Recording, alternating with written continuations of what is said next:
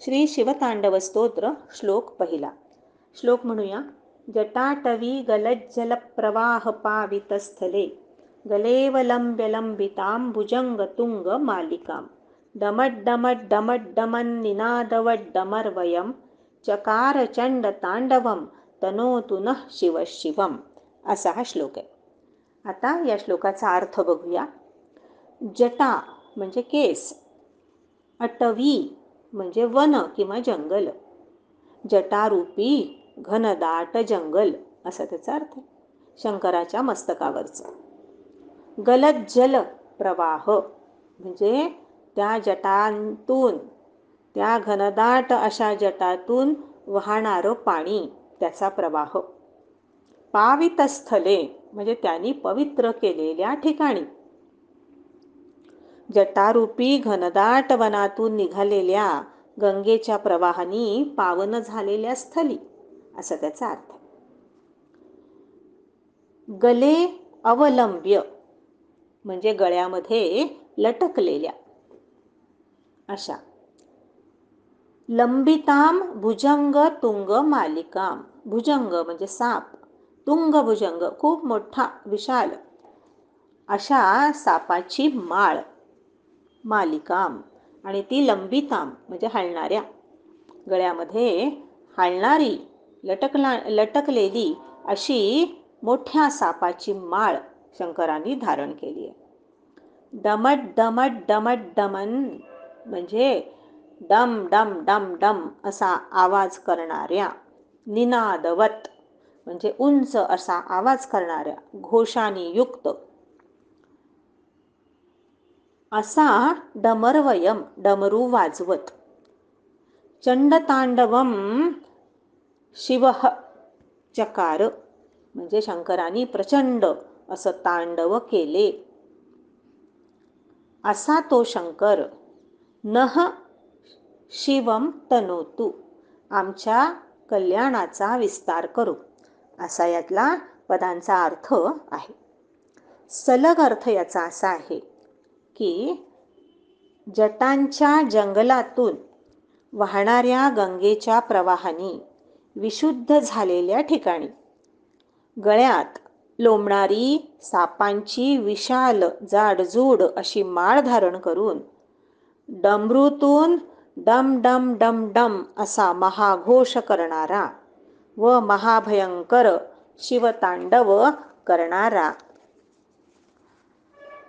शंकर आमचे कल्याण करो, असा या श्लोकाचा सरळ अर्थ आहे. या श्लोकामध्ये रावणाने भगवान शिवाच्या तांडवरत रूपाची प्रार्थना केलेली आहे. या पहिल्या श्लोकामध्ये शंकराच्या जटा या घनदाट वनाप्रमाणे आहेत आणि सघन अशा वनाप्रमाणे असणाऱ्या या जटांच्या जाळ्यातून, जटाजालातून गंगा जलाचा प्रवाह वाहतोय. शंकराचं चित्र, त्याची प्रतिमा आपल्या डोळ्यासमोर उभी राहते पहा. आणि या गंगा जलाच्या प्रवाहाने सारं स्थल पावन केलेलं आहे. गंगेच्या अवतरणाची कथा भागवतामध्ये आली आहे. भगीरथाच्या प्रार्थनेनी, त्याच्या तपानी गंगा पृथ्वीवर यायला तयार झाली, परंतु तिचा प्रचंड वेग धारण कोण करणार? कोपी धारयिता वेगम पतत्यामे महीतले. गंगा म्हणाली भगीरथाला की अरे मी यायला तयार आहे, पण माझा वेग कोण धारण करेल? तेव्हा भगीरथानी पुन्हा तपश्चर्या केली, शंकराची आराधना केली, त्याला प्रसन्न करून घेतलं आणि शंकरांनी मान्य केलं गंगेला धारण करणं. भगीरथानी गंगेला सांगितलं धारयिष्यति ते वेगम रुद्रः, माते तुझा जो वेग आहे तो भगवान रुद्र धारण करतील. शंकरांनी आपल्या मस्तकी गंगा धारण केली आहे. लावण्य सुंदर मस्तकी भाळा तेथून या जळ वाहे झुळझुळा आपण आरतीत म्हणतो. गंगा स्वर्गातून शंकराच्या जटेत आली आणि तिथेच फिरू लागली, मार्ग तिला दिसेना. पुढे भगीरथाच्या प्रार्थनेवरून शिवानी आपली एक जटा मोकळी केली आणि त्यातून गंगेचा स्वर्गीय प्रवाह निघाला असं वर्णन आहे. अलकनंदा निघाली. पुढे मानस सरोवरातून गंगेचे 7 प्रवाह निघाले. ल्हादिनी, पावनी, नलिनी, सुचक्षु, सीता, सिंधू आणि 7वी भागीरथी की जी भगीरथाच्या मागे आली असं वर्णन आहे. पवित्र अशा या गंगेचा उल्लेख रावणाने या स्तोत्राच्या प्रारंभी पहिल्या ओळीमध्ये केलाय. शिवाच्या गळ्यामध्ये भुजंगांच्या माला आहेत.